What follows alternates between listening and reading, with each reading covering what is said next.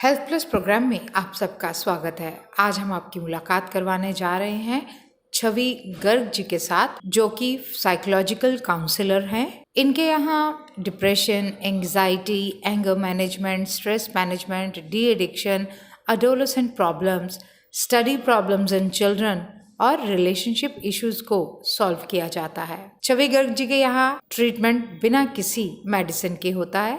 इनका ये सेंटर 220 ए अगर नगर लुधियाना में है।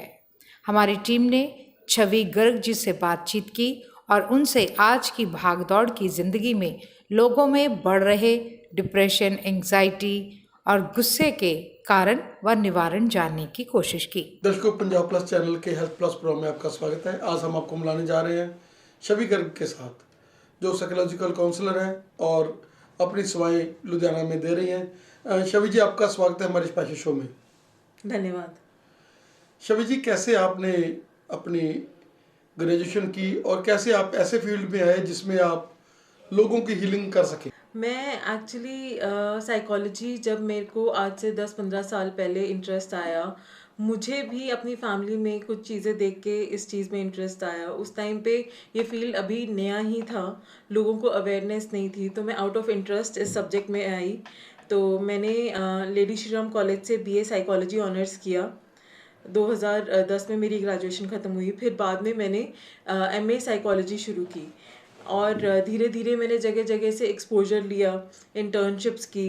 एंड इस चीज़ को समझने के लिए कि ह्यूमन बिहेवियर किस तरह से शेप होता है, क्या चीज़ें ह्यूमन बिहेवियर को अफेक्ट करती हैं और कैसे हम बातचीत के ज़रिए और डिफरेंट थेरेपीज़ के ज़रिए ह्यूमन प्रॉब्लम्स को सॉल्व कर सकते हैं। छवि जी, डिप्रेशन जो कि आजकल बहुत ही एपिडेमिक है और पहले कभी कभी हम लोग इस चीज़ के बारे में बात करते थे और लोग छुपाते थे कि हम लोग डिप्रेशन में हैं।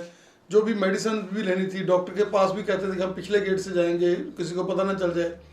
लेकिन आजकल लोग अवेयर हो चुके हैं गूगल की वजह से, ऑनलाइन की वजह से, और वैसे भी उनको लगता है कि साइकोलॉजिकल जो प्रॉब्लम्स हैं वो एक तरह से, जैसे शुगर है, ब्लड प्रेशर है, आज के इस एपिडेमिक जो इतना ज़्यादा जो कलयुग का दौर है, तो उसमें लोगों को पता चल गया कि ये भी एक बीमारी की तरह ही उभर रही है। क्या कहना चाहेंगे?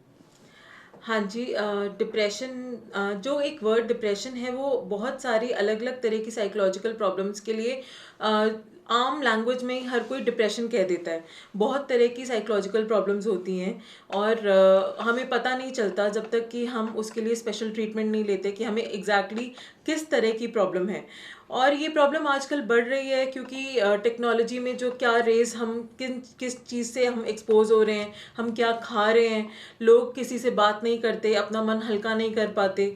तो इसलिए आजकल के इस युग में ये प्रॉब्लम्स बढ़ती जा रही हैं। लोगों में अवेयरनेस आ रहा है क्योंकि उनको ये लग रहा है कि अगर वो अपने मन की बात, अगर किसी से हेल्प नहीं लेंगे तो ऐसे सरवाइव करना बहुत मुश्किल हो जाएगा। इसलिए इवन सेलिब्रिटीज़ और लोगों को अवेयर करने के लिए वो भी अपनी प्रॉब्लम्स के साथ सामने आ रहे हैं ताकि लोग इस चीज़ से बाहर निकल सकें, कुछ जागरूकता लोगों में आए। छवि जी, आपने यहाँ हार्ट ऑफ द लुधियाना अगर नगर में अपना जो सेंटर शुरू किया है, जिसमें आप लोगों को एक नई ज़िंदगी दे रहे हैं।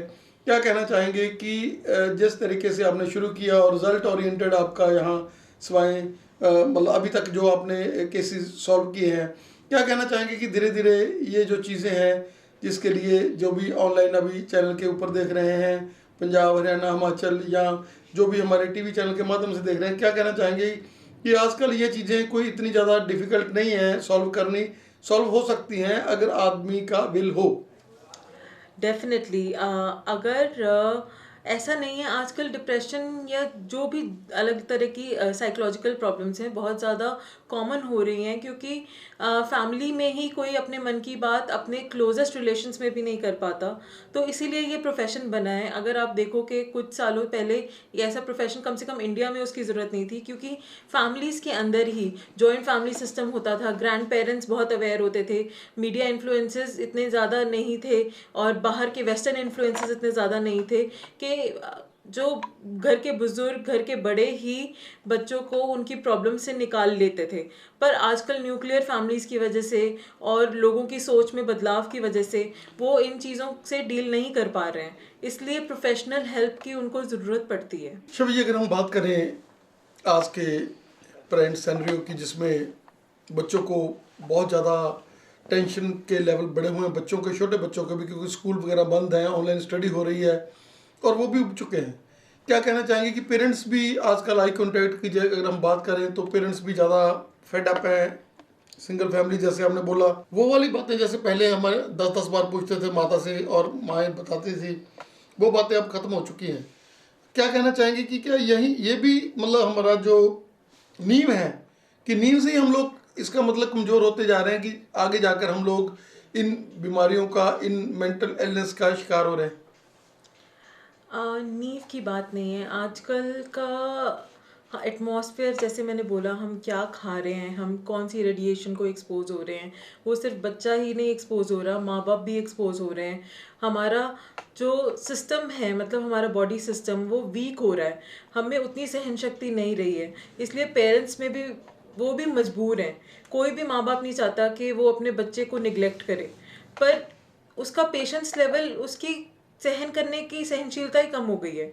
और रही बात बच्चों की, बच्चे आजकल हाइपर ज़्यादा हो रहे हैं और टेक्नोलॉजी, एक चीज़ जो पेरेंट्स जहाँ गलती करते हैं, कई बार वो अपने ब्रेक लेने के लिए, कि बच्चे को 2 मिनट उससे ब्रेक लेने के लिए, जब छोटा होता है बच्चा, कि शांति 2 मिनट अपने सांस ले सके, उसके लिए वो उसको टैब पकड़ा देते हैं और मोबाइल पकड़ा देते हैं कि बच्चा अपना खेलता रहेगा, मुझे परेशान नहीं करेगा। उससे क्या होता है, बच्चा, वो जो रेडिएशन उसको एक्सपोज करती है बचपन में ही, वो बच्चे को इफ़ेक्ट करती है और उसको नुकसान दे सकती है। बाद में वही बिहेवियरल प्रॉब्लम्स बन जाते हैं, इश्यूज बन जाते हैं बच्चे में, जो कि सबको बाद में परेशान करते हैं। तो जैसे आपने नींव की बात की, शुरू से ही अगर हम बच्चे को नेचुरल चीज़ों में, उसको हाथ से चीज़, जैसे कि आज से 20 साल पहले होता था कि हर चीज़, बच्चे गार्डन में खेलते थे, बच्चे माँओं के साथ किचन में भी हाथ बटाते थे, अगर काम भी होता था। इसमें अब स्कूल का भी सब कुछ ऑनलाइन हो रहा है, होपफुली ऐसी भी टेक्नोलॉजी क्रिएट हो जाएगी कि जो जिससे नुकसान कम होगा, क्योंकि टेक्नोलॉजी भी अपना बेस्ट करना चाहती है, बेस्ट से बेस्ट चीज़ें मार्केट में आना चाहती हैं कि जिससे कि ह्यूमंस को फ़ायदा हो। बट अभी हर फ़ायदे के साथ कुछ ना कुछ नुकसान भी ज़रूर आता है, जिसका अभी हमें सोल्यूशन नहीं पता है। तो हमारी जो जनरेशन है वो एक एक्सपेरिमेंट की तरह इन न्यू चीज़ों को ट्राई कर रही है और धीरे धीरे उसके फ़ायदे और नुकसान देख रही है। और भी चेंजेस आएंगे, होपफुली ऐसी टेक्नोलॉजी भी आएगी जो हम सबको हेल्प कर सके और ये सारी प्रॉब्लम्स डील हो जाएं, और उससे ऑटोमेटिकली जो साइकोलॉजिकल प्रॉब्लम्स डेवलप हो रही हैं, जिससे कि हम अंदर ही अंदर घुटते जा रहे हैं, अपने मन की बात भी नहीं शेयर करना चाहते, ये सब चीज़ें धीरे धीरे रिजॉल्व हो सकें। एडिक्शन की अगर हम बात करें, कई बार ऐसा होता है कि इन चीज़ों से आदमी उबर नहीं रहता और उनको सबसे आसान चीज़ लगती है कि हम लोग ड्रग्स ले लें, हम लोग सीडेटिव चीज़ें लेने शुरू कर दें, और धीरे धीरे वो चीज़ें जो उसकी आदत बन जाती है, उसके लिए क्या कहना चाहेंगे आप? ये आपने बहुत अच्छा क्वेश्चन पूछा। स्पेशली पंजाब में, मैं यहाँ पे पैदा हुई हूँ, यहाँ पे बड़ी हुई हूँ, मुझे बहुत बुरा लगता है अपने स्टेट की ये कंडीशन देख के, कि हम इतना, मतलब अगर पास्ट उठा के देखें, पंजाब की कल्चर और हिस्ट्री इतनी रिच रही है, लोग दूर दूर तक इस स्टेट के लोगों का गुण गाते हैं कि यहाँ के लोग बहुत दिलदार होते हैं, अच्छे होते हैं, खाते पीते मस्त रहते हैं, ऐश करते हैं अपनी लाइफ में। पर ड्रग्स ने अब हमारे पूरे स्टेट को, मतलब धीरे धीरे खाना शुरू कर दिया है। पर चलो, इसमें भी आप मानोगे कि बेसिक कोर रीज़न डिप्रेशन, एक बंदा जो ड्रग्स में पड़ता है, ड्रग्स बहुत दुनिया लेती है, पर किसी को उसका इफ़ेक्ट बहुत ज़्यादा होता है, किसी को उसका इफ़ेक्ट उतने ही ड्रग्स का वो संभल पाता है, ठीक है। किसी को एडिक्शन हो जाता है, किसी को एडिक्शन नहीं होता है। जिनको एडिक्शन होता है उसका बहुत बड़ा रीज़न ये होता है कि वो अंदर से कुछ कमी महसूस करते हैं, जिसको वो ड्रग्स खाकर बस किसी गम को भूलना चाहते हैं, या फिर उनको लगता है कि बस ये कर लो, ये आसान तरीका है, और दुनिया को फेस नहीं करना चाहते। मतलब फेस इन द सेंस के वो अपने मन की बात नहीं कहना चाहते। अगर उनको वो कहीं ना कहीं बात करने का स्पेस मिल जाए तो अगर वो हल्का महसूस करे, शायद उनको ड्रग्स की नीड भी कम लगेगी।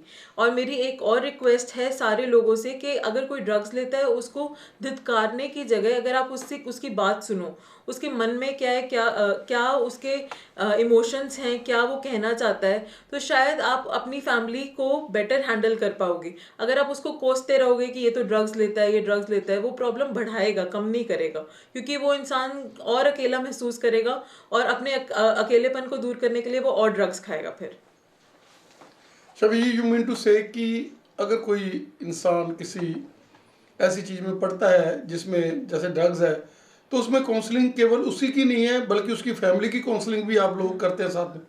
फैमिली काउंसलिंग बहुत सारी साइकोलॉजिकल इलनेसेस में फैमिली का भी बहुत रोल होता है। कई बार जो ट्रिगर्स होते हैं, जो चीज़ें उस बिहेवियर को इफ़ेक्ट करती हैं, वो फैमिली में ही कहीं ना कहीं होती हैं, कई बार बाहर की होती हैं, बट बहुत बार हमारे क्लोज रिलेशंस में ही कोई ना कोई बात होती है या किसी ना किसी का बिहेवियर होता है जो हमें परेशान कर रहा होता है, जिससे हम किसी को बता भी नहीं पाते घर के बाहर।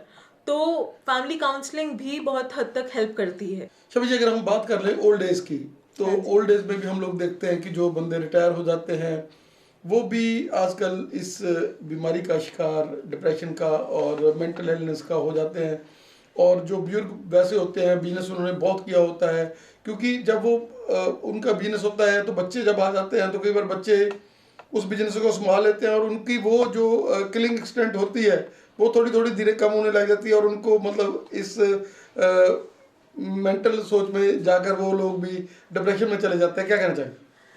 एक्चुअली आजकल की एज में ये भी बहुत ज़रूरी है कि कोई अपने बुढ़ापे के लिए सिर्फ फाइनेंशियली ना सेव करे, पर ये भी अपने आप को तैयार करे कि वो बुढ़ापे में किन चीज़ों में खुद को बिज़ी रखेगा। ठीक है, आजकल हमारा टाइम इस तरह से आ गया, बच्चे और ग्रैंड चिल्ड्रन सब अपनी लाइफ में बिज़ी हो गए हैं। वो भी जानबूझ के नहीं करना चाहते, उनकी लाइफ आजकल डिमांडिंग हो गई है सबकी लाइफ। अगर आप स्कूल का काम देखो, वो ही नहीं ख़त्म होता है, पेरेंट्स की अपनी रिस्पॉन्सिबिलिटीज़ ख़त्म नहीं है। कोई ये नहीं है कि कोई करना नहीं चाहता है, पर टाइम ही नहीं है, उनको अपनी नॉर्मल लाइफ कैरी आउट करने में ही बहुत दिक्कत आती है। तो बुज़ुर्गों को भी ये चीज़ समझनी पड़ेगी कि उनके बच्चे जानबूझ के नहीं कर रहे हैं, तो उनको अपने आप को खुद अपने कुछ ऐसे एक्टिविटीज़ ढूंढनी पड़ेंगी। मे बी अपने आसपास का एक फ्रेंड सर्कल बनाएं अपने एज ग्रुप में ही, और नेचर के साथ अपने आप को कनेक्ट करने की कोशिश करें। मतलब स्पिरिचुअल होना बहुत हेल्प करता है। मतलब ये पुरानी चीज़ें नहीं है, मतलब ये कोई ऐसा नहीं है कि कोई अंधविश्वास, कुछ हद तक होता है कई चीज़ों में, पर बहुत सारी चीज़ें साइंटिफिक भी बहुत होती हैं, तो ये सब चीज़ें हेल्प कर सकती हैं। शबी, जैसे आपने एक बीच में ये बात करी कि भगवान का जो हाथ होता है, तो क्या हम ये सोचें कि जो भी पेशेंट्स, जो भी लोग मेंटल इलनेस के साथ आपके साथ आएंगे, तो कहीं ना कहीं जाकर आप भी मतलब जो है वो सुप्रीम पावर जो है उसको बीच में इंटेंगल करेंगी और उसके लिए भी उनको साथ में काउंसल करेंगी कि ये जो भगवान का जो हाथ है वो भी बहुत बड़ा है बीच में? डेफिनेटली भगवान का हाथ डेफिनेटली बहुत बड़ा है। भगवान हम किस चीज़ को कहते हैं, ज़रूरी नहीं है कि भगवान हमें दिखना ही चाहिए, एक एनर्जी है। क्वांटम फिजिक्स में, वेस्ट में ये स्टडीज़ की जा रही हैं कि energy, thought is also an energy. तो मेरा तो ये पक्का मानना है कि जो हमारे पूर्वज थे, या जब भी ये चीज़ें शुरू हुई थी, वो कोई बेवकूफ़ नहीं थे जब उन्होंने ये सब चीज़ें शुरू की। पर ठीक है, इनका मिसयूज़ होने लगा, अंधविश्वास क्रिएट किया गया, पर बहुत सारी चीज़ें साइंटिफिक हैं। वो लोग कोई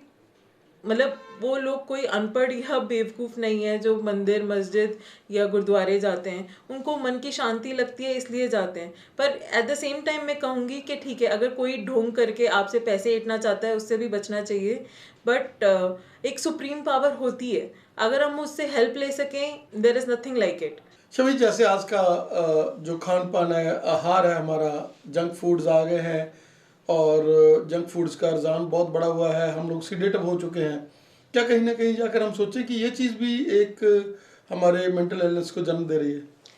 हाँ जी, हम क्या खाते हैं इसका हमारी मेंटल हेल्थ पे बहुत असर होता है। कि अगर हम कोशिश करके हेल्दी खा सकें, और हेल्दी में आप इंटरनेट पे बहुत कुछ पढ़ सकते हो, ऑर्गेनिक खा सकें जिसमें कि पेस्टिसाइड्स और पेस्टिसाइड्स और इंसेक्टिसाइड्स वगैरह का असर कम हो, और कुछ भी जो हमें न्यूट्रिशन दे सके वो खाएंगे तो हमारी मेंटल हेल्थ, हमारी बॉडी तो अच्छा फील करेगी ही करेगी, हमारा माइंड भी अच्छा फील करेगा जब हमारी बॉडी एक्टिव फील करेगी।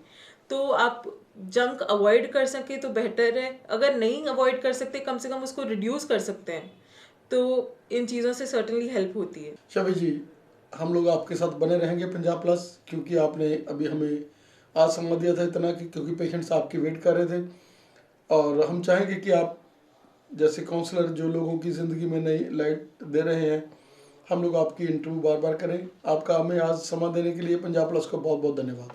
धन्यवाद।